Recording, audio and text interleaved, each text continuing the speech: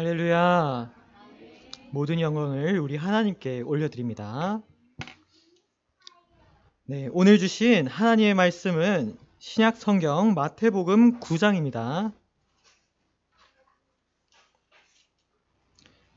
마태복음 9장 14절로부터 17절까지 신약 성경 13페이지 13면에 있습니다.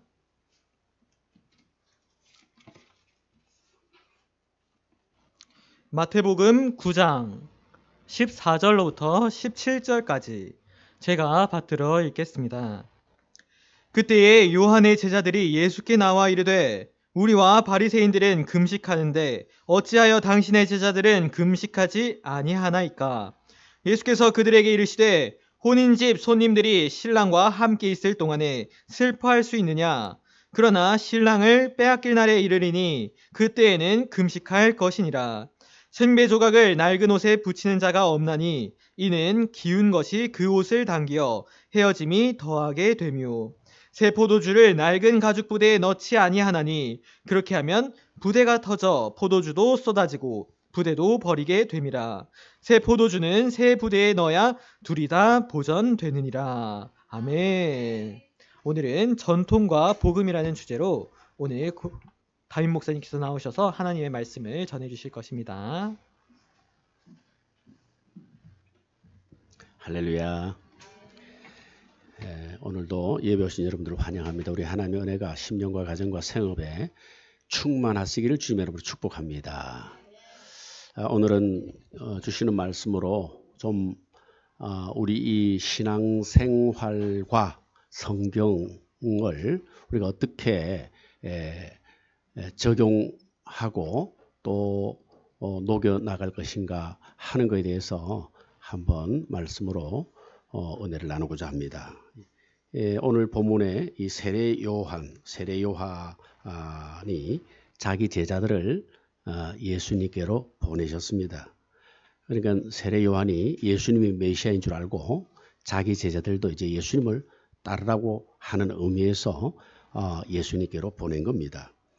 근데 예수님께 나온 이 요한의 제자들이 뭔가가 미심쩍어서 예수님께 질문을 하는 거예요. 근데 그 질문이 이 금식에 관한 것입니다. 금식에 관한 것. 14절에 그때의 요한, 세례 요한이죠. 요한의 제자들이 예수께 나와 이르되 우리와 바리새인들은 금식하는데 어찌하여 당신의 제자들은 금식하지 아니하나이까? 그러니까 세례 요한의 제자들도 금식을 하고 있었고 또 바리새인들도 금식을 누가 봐도 금식하는 것을 알 정도로 금식을 하고 있다 그 말입니다. 근데 여기서 말하는 이 금식은 일주일에 2번 하는 금식. 그 성경에 어느 바리새인이 하는 기도에 보면은 나타나죠. 누가복음 18장 11절로 12절에 바리새인은 서서 따로 기도하여 이르되 하나님이여 나는 다른 사람들 곧 토색 불이 간음을 행하는 자들과 같이 아니하고 이 세리와도 같이 아니함을 감사하나이다. 나는 일회에 2번씩 금식하고 나는 7일에 일주일에 2번을 금식하네. 2번을 금식하고. 그러니까 이 2번 금식이 그들에겐 자랑거리였다. 심지어 기도하면서 하는 거 보니까 하나님 앞에도 그것이 아주 자랑스러운 것이었다. 어쨌든 요한의 제자들이 이 금식에 대해서 질문을 했다는 것은 적어도 예수님을 일주일 이상은 따라다녔다는 거죠. 일주일에 2끼를 금식을 하는 거니까 자기들은 예수님을 또 제자들과 함께 예수님의 제자들과 함께 일주일 이상을 지금 따라다니고 있는 거예요. 근데 지켜보니까 자기들은 금식을 하는데 예수님의 제자들은 금식을 하지 않다라는 거예요. 참 하여튼 예수님 따라다녀도 예수님 말씀에 이렇게 다 거기에 집중하지 않고 엉뚱한 것에 신경 쓰는 사람들이 많아요. 오늘도 제가 설교하면은 그 말씀에 딱 집중 안 하고 목사님 오늘 이마가 왜 저리 더 벗겨졌나 뭐 이런 걸 이제 볼 수가 있다는, 예를 들자면은 넥타이 핀이 왜 삐뚤어졌나 이런 게 자꾸 신경이 쓰이는 거죠. 예, 이럴 때는 바로 하면 되겠죠. 예. 자, 그래서 예수님께 왜 당신의 제자들 금식을 하지 않습니까? 근데 사실 이런 유의 금식은 성경적 금식은 아닙니다. 율법은 공식적으로 1년에 하루 금식, 1년에 하루 금식을 규정하고 있습니다. 그건 금식하는 절기라고도 표현을 하는데 대속죄일, 우리로 치면 7월 10일입니다. 대속죄일 하루 금식. 사도행전 27장 9절에 보시면은 여러 날이 걸려 금식하는 절기가 이미 지났으므로 대속죄일이 이미 지났다면 7월 10일이 이미 지났다 그 말입니다. 금식하는 절기, 대속죄일, 그날 금식하라. 그러니까 예수님의 제자들도 이 금식은 지켰다고 봐야 되는 거예요. 이것은 이스라엘 백성들에게는 누구에게나 명령하신 것이기 때문에 이 금식은 다 지킨 겁니다. 그러면은 요한의 제자가 말하는 이 일주일에 2번 금식은 어떻게 생겨나는 것이냐? 이거는 이분들이 이제까지 전통적으로 행해오던 그런 금식. 그러니까 당시 경건한 유대인들은 목요일과 월요일에 각각 2끼씩 각각 한 끼씩 해서 도합 2끼를 금식을 한 겁니다.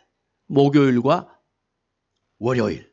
그러니까 모세가 십계명을 받으러 시내산에 올라간 날이 목요일이랍니다.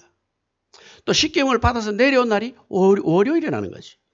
그래서 그 날을 기념해서 목요일과 월요일 한 끼씩 해서 2끼를 금식을 했다. 그러니까 그것을 기념해서 하는 것이지 이걸 남에게 자랑하고 말고 할 것이 아니고 하나님께는 두말할 필요도 없는 거예요. 자신의 경건을 위해서 그날을 기념하면서 하나님의 그 말씀을 받은 것, 율법을 받은 것을 그 기념해서 또 그조차도 하나님께서 명한 것이 아니기 때문에 해도 그만이고 안 해도 그만이고. 그런데 이게 시간이 지나면서 전통으로 고착이 되고 이제는 마치 율법 아닌 율법처럼 변해버린 거예요. 처음에는 그냥 기념해서 우리가 하다가 시간이 지나니까 이게 전통이 되고 마치 이것이 이제 성경인 것처럼 여겨져서 하지 않으면 안 되는 그런 식으로 변화가 되었다. 신약교회도 이 금식에 대해서 비슷한 그런 유형이 있는데 사순절 금식, 우리는 그건 잘 모르지만은 초대교회가 쭉 진행해 오면서 종교개혁 오기까지 사순절 금식이 예수님의 이제 부활을 기점으로 해서 40일 그 이전의 40일을 이제 금식하면서 지냈다는 거죠. 40일 사순절 금식. 중세기독교는 아주 금과 옥조로 여겼습니다. 모든 성도는 의무적으로 해야 한다. 그런 흐름이 한국교회도 이어져 가지고 한국교회도 보면은 40일 금식 그런 거 있잖아요. 예수님 하시듯이 40일 금식. 또 고난주간 금식. 우리도 예전에 고난주간에는 다 금식했잖아요. 한 주간 금식.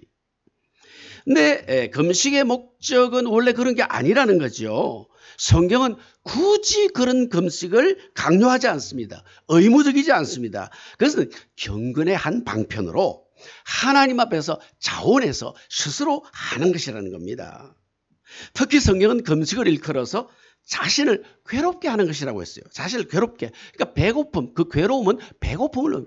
여러분 하루 한 끼 금식은 견딜만 하는데 하루 금식하면은요 힘들어요. 배가 고픈 거예요. 3일 금식하면은요 아무거나 보면 먹고 싶어요.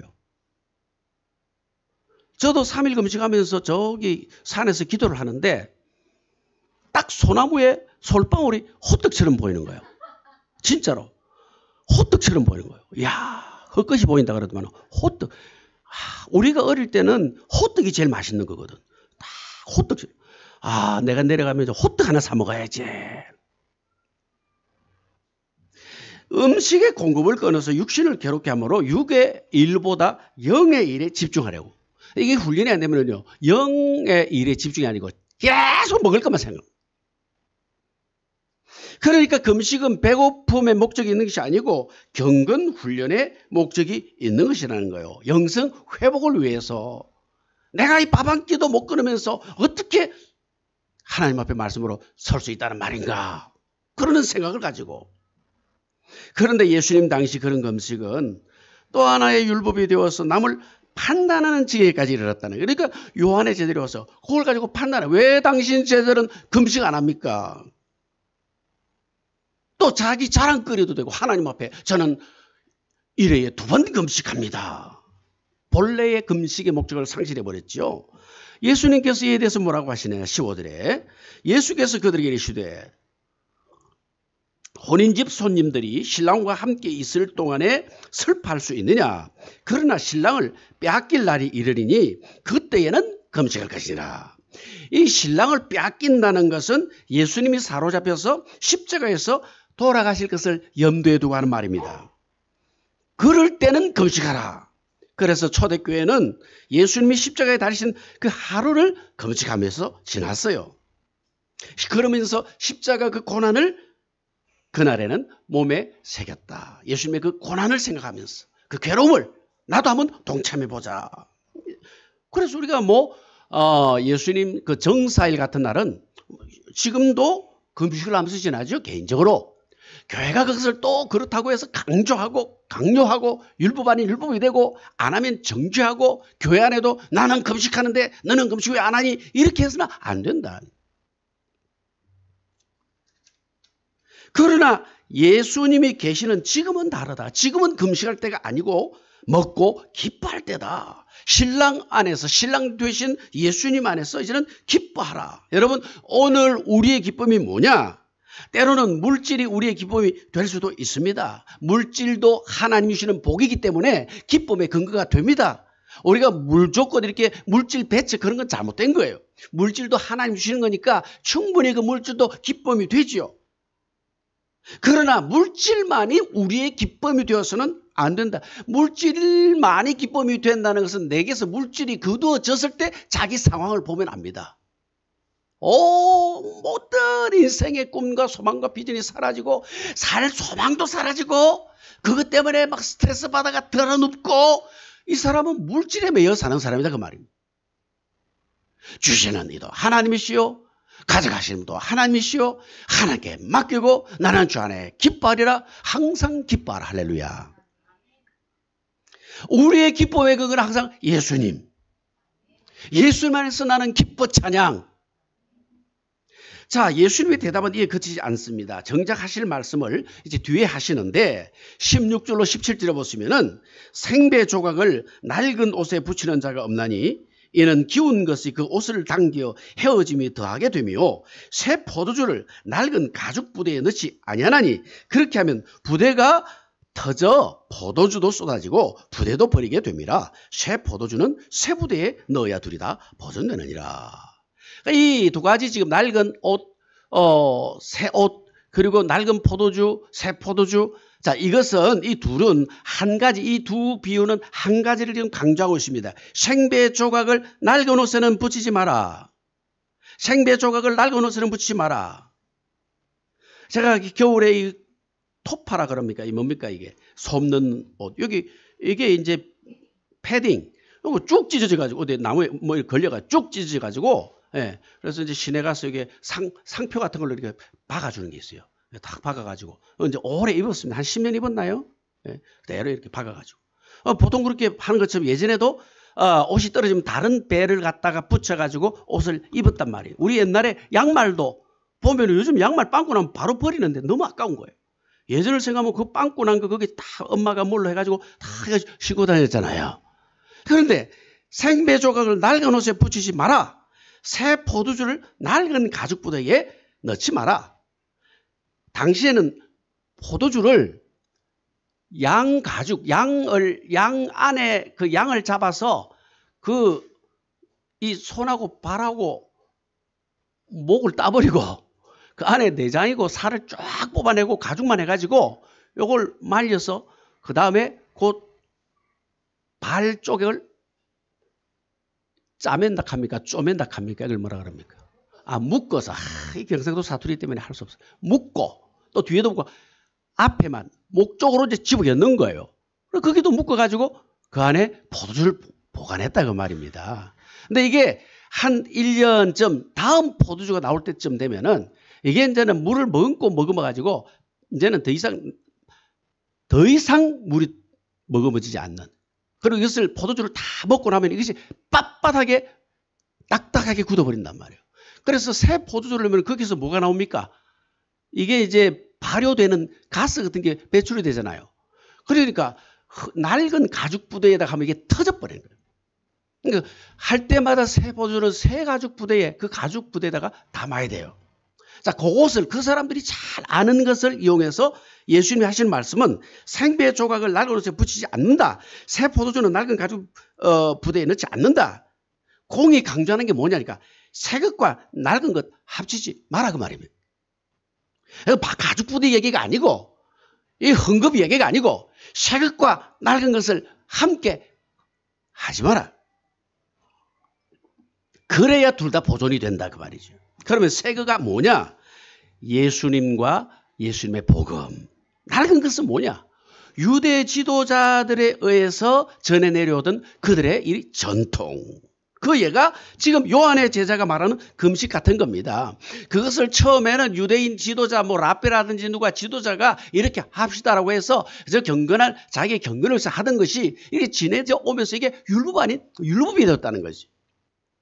이런 전통과 예수님의 복음, 예수님의 가르치는 그 말씀, 이것을 함께 엮지 마라. 그러면은 터져버린다. 둘 다 망한다.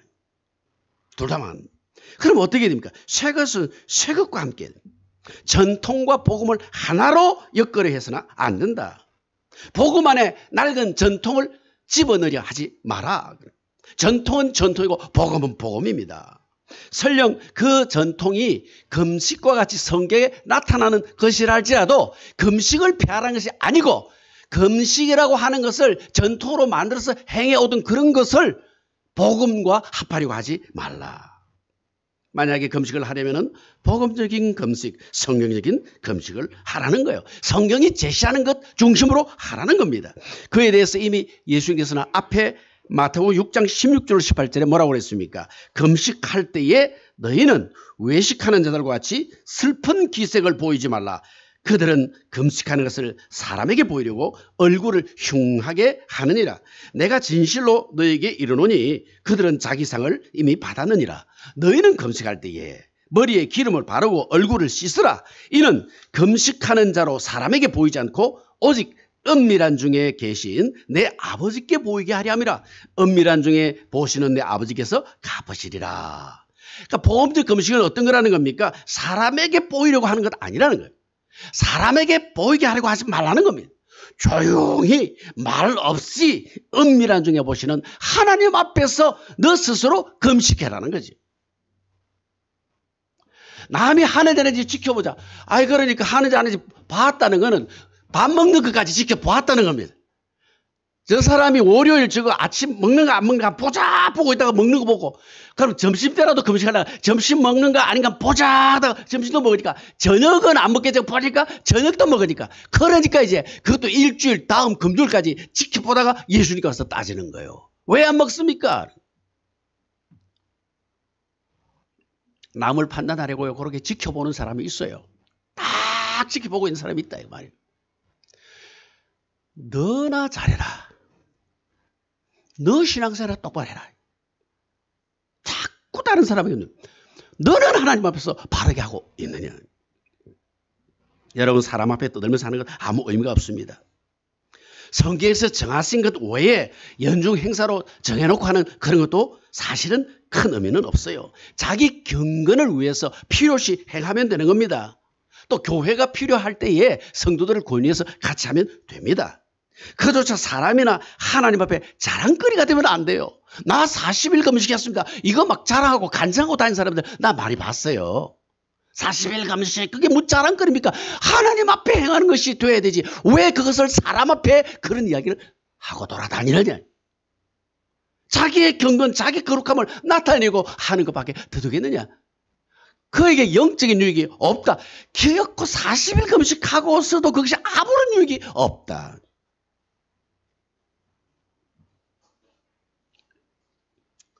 그것으로 또 남을 판단하고. 성도들 그렇잖아요. 어디 누가 와서 간증하면서 40일 금식을 2번이나 했다라면 우리 목사님은 10일 금식도 안 하던데 우리 목사님은 일주일 금식도 안 하던데 목사님 금식하는 거 딱 지켜보고 있는 거예요. 목사님이 금식 하나 안 하나 이렇게 그래 판단하는 거. 우리 목사님은 금식도 안 하고 이렇게 판단한다고. 다만 그런 금식은 귀신을 쫓아내는 능력이 있다. 그런 말씀을 주님이 하십니다. 이런 이유는 기도와 금식 외에는 나가지 않는다. 그러니까 금식 기도하고 하나님 앞에 영적으로 딱 서면은 귀신도 쫓아낸다. 아니, 내가 하나님 앞에 그래서 정말 경건하게 살면은 그런 능력이 나타난다. 오늘 적어도 우리는 그런 복음적 금식의 사람들 되시기를 주님의 이름으로 축복합니다. 금식만이 아니고 모든 것을 이제는 복음 안에서 행하라. 복음적이라는 게 뭐냐? 주님이 가르치신 대로 하라는 거예요. 주님이 가르치신 대로. 여기서 더 나아가거나 모자라서도 안 됩니다. 이것을 위해서 우리는 항상 주님의 말씀을 가까이 하면서 살아야 돼요. 말씀 중심의 삶을 살아야 됩니다. 여러분, 우리가 책도 읽고 TV도 보고 다 하지만은 성경을 항상 중심에, 그래서 하나님의 말씀이 뭔지를 알고 그 말씀을 삶에 그대로 적용하면서 살라. 전통도 중요하지만은 복음을 앞설 수는 없는 거예요. 순수한 복음이 중심이 돼야 되는 것입니다. 오늘날 한국 교회에 이 설며시 서며든 이 낡은 전통들이 뭡니까? 한국 교회 전통을 보면은요, 아주 우리가 비근한 예로 우리가 드릴 예배가 사실은 좀 형식적이지 않습니까? 너무 순수에 집착하지 않습니까? 성경에 예배 형식이 나와 있습니까? 없습니까? 안 읽어봤으니까 모르겠지. 성경에 딱 이렇게 예배하라 이런 게 있어요, 없어요? 대충 눈치로 한번 찍어보세요. 있을 것 같아요, 없을 것 같아요? 목사님 지금 강조하는 바가 없을 것 같죠? 성경에 여러분 아무리 찾아봐도 예배는 처음에 묵상기도, 그 다음에 사도신경 착착착착착 이렇게 해라 없습니다. 말씀과 기도와 찬송과 헌신, 이것은 필수적인 요건입니다. 그것은 성경에 나타납니다. 그러니까 말씀과 기도와 찬송과 헌신을 중심으로 해서 성령 안에서 얼마든지 자유롭게 예배할 수가 있다고 말입니다. 찬송을 좀 더 많이 할 수도 있는 거예요. 은혜가 되다 보면은 우리가 찬송하고 박수하고 막 찬송하다 보면 은혜가 임하면은 계속 찬송을 좀 더 할 수도 있는 거예요. 기도를 좀 더 길게 할 수도 있는 겁니다. 어떤 데는 우리 교회는 3분 기도, 2분 기도 이렇게 자꾸 정하는 경우가 있잖아요. 성령이 임하면 은혜가 되면 기도를 좀 길게 할 수도 있는 것이고, 그렇지 않습니까? 말씀을 좀 더 길게 하는. 목사님 오늘 설교 시간 지났는데 왜 이리 또 아직도 설교하는 거고? 이 시간이 지나면 성들이 전부 시계만 보고 있는 거예요. 시계만. 그러니까 어떤 교회는요, 목사님이 설교하는데 딱 저 강단 맞은편에 시계를 딱 갖다 놓은 거예요. 목사님 시계 보면서 하세요. 우리도 저 딱 갖다 놨잖아요. 누가 갖다 놨는지 모르겠어요. 딱 갖다 놔. 성도들이 보는 안 가지고 딱 갖다 놔. 목사님 보고 하세요. 정신 차리고 이렇게 이제 가죠. 말씀에 내가 임하면은 말씀을 좀 더 길게 할 수도 있고. 그러니까 성령의 인도하심 속에서 누구든지, 그런데 누구도 그렇게 하지 않습니다. 왜 그런가? 사람을 의식하다가 보니까, 형식에, 즉 외형을 지향하다가 보니까. 그래서 어떤 전통, 이것을 고수를 하는 거예요. 이게 율법처럼. 우리 교회 예배는 이렇게, 여기서 뭐라도 빠지면 안 돼! 이렇게. 율법이 아닌 율법이 된 거예요. 예배 형식에 성경이 그렇게 하는 게 없는데 꼭 이렇게. 왜? 우리 교회는 예로부터 그렇게 했으니까. 그런 게 있단 말이에요.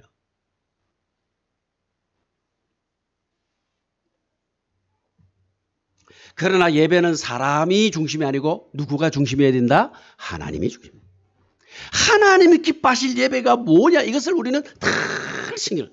인간이 만든 전통이 아니고 성령과 진리 안에서 자유롭게 행하는 것이. 아이고 목사님 다음 주부터 예배 인도 어떻게 하려고 저러시는지 모르겠다. 그래서 우리가 예배하면서 서로 은혜가 되는 부분이 있으면 또 서로 의견도 나누고, 그래서 더 은혜로운 예배들로 우리가 이끌어 가려고 애를 쓴 예배 동참하는 우리도 예배 참여할 때 보면 또 누구는 양복을 쫙 입어야 된다. 예배 거룩한 예배 드리는데 양복을 입고는 와야 되겠지만 자유롭게 할 수도 있는 거 아니겠어요? 자기들도 자유롭게 해서 목사님은 반드시 입어야 된다. 그럼 목사는 이 더운데 넥타이 메고 맨날 이렇게 해가지고 더워가 땀이 나도 그냥 목사님은 입어야 되지. 제 친구 하나가 서울에서 교회를 맡았는데 영국에서 공부를 하다 와가지고 영국에는 티만 입고도 예배하고 이러니까 이 친구가 너무 깝깝해서 넥타이를 벗고 예배 인도하니까 장로님이 와가지고 목사님 넥타이 좀 메고 하시죠. 그러니까 이 목사님이 저 같으면 또 기가 죽어가지고 예 그러고 했을 것 같은데 이 친구는 아이고 넥타이 매는 게 성경적이도 아니고 성경에 있는 것도 아니고 이거는 시대적인 옷인데 안 매도 되지 하고 또 안 맸어요. 그래 쫓겨났어요.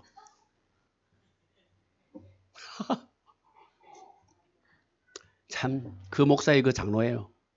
또 뭐 건덕을 위해서 그래. 이것은 성경적이다 아니라도 또 건덕을 위해서, 덕을 위해서. 그래 또 시험이 된다 하니까 그렇잖아요. 시험이 된다고 하니까. 그 친구 저 영국 가서 지금 고생하고 있습니다. 영국 교회 맡아 가는데 할머니 몇 분 하고 그래 지금 고생을 많이 하고 한국에 있을 소문이 나가 한국에 있을 데가 없어가지고 영국. 편의를 위해서 순서를 정하지만은 사실 예배가 너무 형식에 얽매여서는 안 된다. 신앙교육. 이 신앙교육도 마찬가지입니다. 어느새 전통이 자리를 잡고 교육에 있어서 신앙교육의 주체, 성경적인 주체는 교회입니까? 가정입니까? 가정입니다. 집에서 자녀를 말씀으로 양육하라. 가정의 부모가 주체라는 거예요. 가정에서 부모가 신앙교육을 해야 한다. 이게 복음적인 신앙교육의 원리입니다. 근데 현대교회는 그걸 이제 교회에다가 맡겼죠. 그래서 교회 주일학교 교사들이 대응을 합니다. 그러나 지금의 주일학교는 영국 산업혁명의 결과입니다. 아이들이 부모의 영적인 보살핌을 받지 못하는 것을 본 영국의 신앙 성학자들이 버림받다시피 한 아이들을 따로 돌보면서 시작이 됐다. 산업혁명이 시작이 되니까 일거리가 넘쳐나니까 엄마도 아빠도 가서 일을 하다 보니까 아이들이 어디 갈 데가 없어서 그냥 골목에서 놀고 있는 것을 보고 믿음의 성각자들이 이 아이들을 따로 불러서 이 신앙교육을 한 것이 이것이 주일학교의 기초가 되었다. 사실 근데 그러자면 그 평일교육이에요. 평일교육. 평일에 그래 평일에.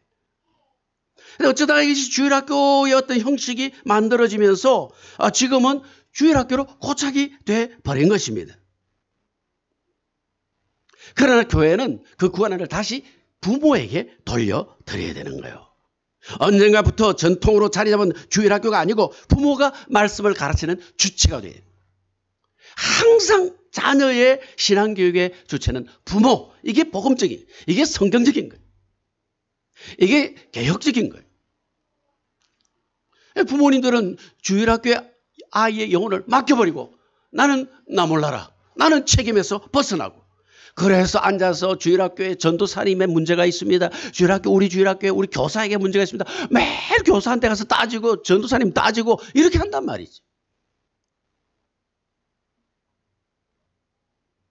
물론 교회가 할 바는 그 부모를 잘 가르치는 겁니다. 부모를. 어쨌든 자녀 신앙교육의 1차적인 주제는 가정이고 또 부모입니다. 그러므로 부모는 그런 영적 책임을 가지고 자녀 양육에 앞장서야 하는 거예요. 그래서 가정천국 이루어 가시는 가정들이 되시기를 주님의 이름으로 축복합니다. 많은 지금 교회 안에 전통 교회력이라고 해서요. 교회 절기가 하여튼 1년 내내 있습니다. 그래서 종교 개혁을 하면서 이걸 전부 없애버렸잖아요.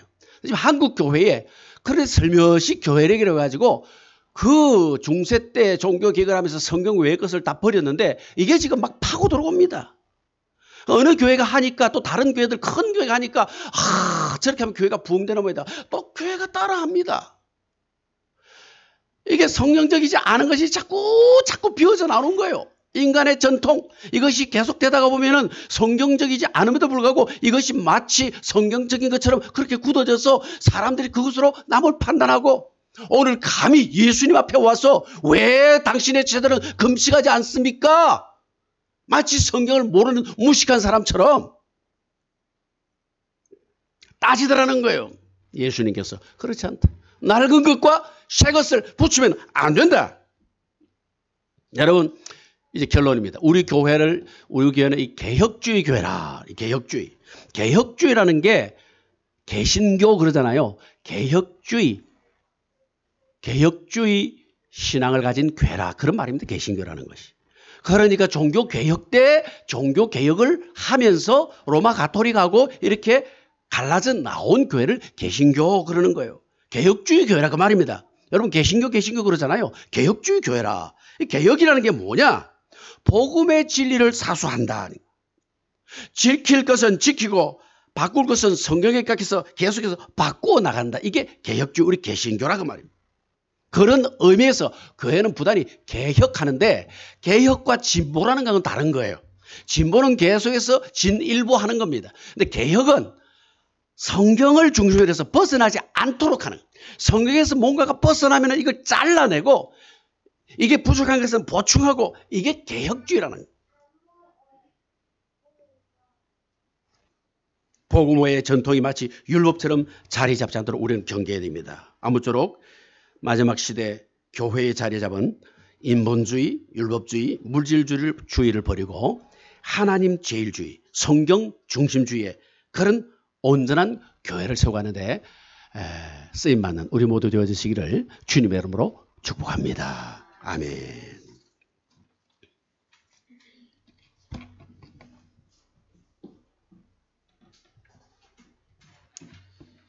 네, 다 같이 찬송가 389장입니다.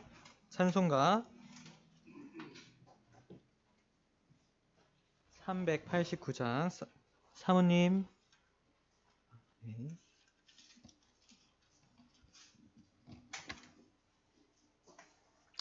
찬송가 389장 함께 찬양하겠습니다.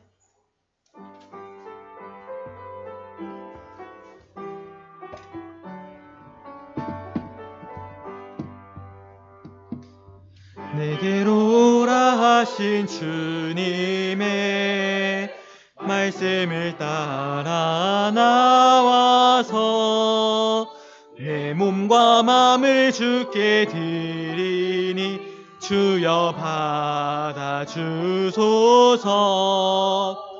내 뜻과 정성 모두어 주 예수 따라가오니 내 갈 길 인도하여 주소서. 오 나의 주시여, 내 맘에 주의 성령 오셔서 정결케 하여 주시고 주님의 귀한 성전 삼으사 항상 계시옵소서. 나 주님 힘써 섬기며 늘 충성하며 살리니 내 갈 길 인도하여 주소서. 오 나의 주시여, 내 참된 친구 되신 구주여, 나에게 임재하시사 이 세상 끝날 되어 숨질 때 주여 함께 하소서.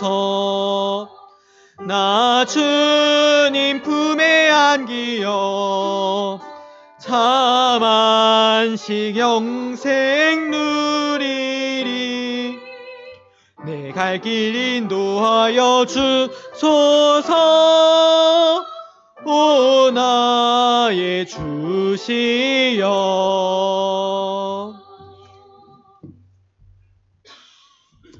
드린 예물로 기도하겠습니다. 아버지 하나님, 은혜를 감사합니다. 오늘도 귀한 날 불러주심에 감사하여 아버지 정성껏 마음을 다해 예물을 예비하고 주께 드려오니 주님 연락하여 주시옵소서. 드린 손길들을 기억하여 주옵시사 저희 가정의 모든 경제권을 하나님께서 쥐고 계시니 물권 허락하여 주셔서 쓰고도 남음이 있게 하시고 부유함을 누리시도록 도와주옵시고, 아버지 물질이 다른데 아버지 빠져나가지 않도록 구멍들을 막아주시고, 혹시 인간과의 관계에서 손해난 것이 있으면 주님께서 아버지 하나님 어떤 방법으로든지 메워주셨기를 빌고 나오며, 또한 아버지 물질을 누릴 수 있도록 건강도 지켜주셔서 강건하게 생애를 살아가시도록 은총을 베풀어 주시옵소서.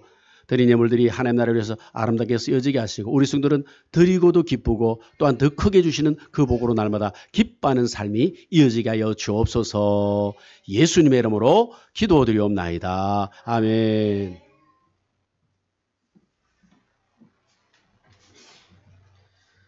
네.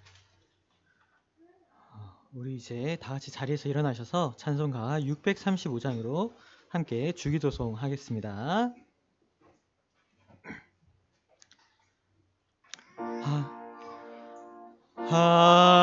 하늘에 계신 아버지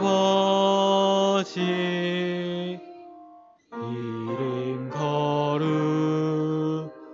거룩하사 주님 나라 임하시고 뜻이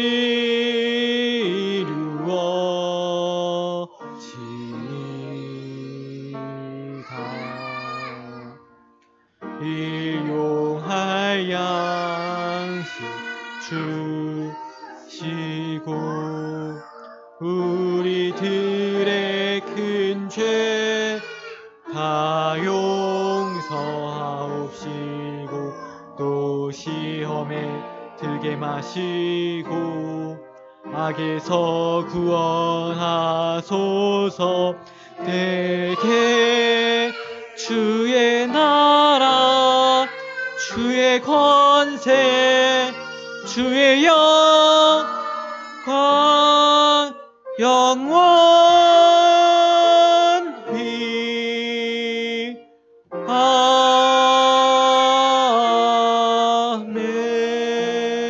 아멘. 축도하겠습니다.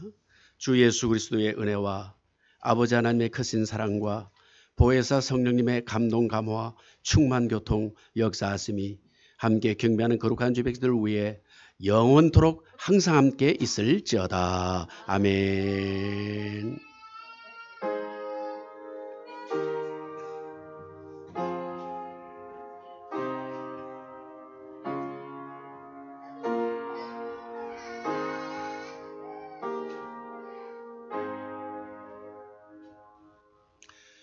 자리 앉으시 기 바랍니다. 예배를 마쳤습니다.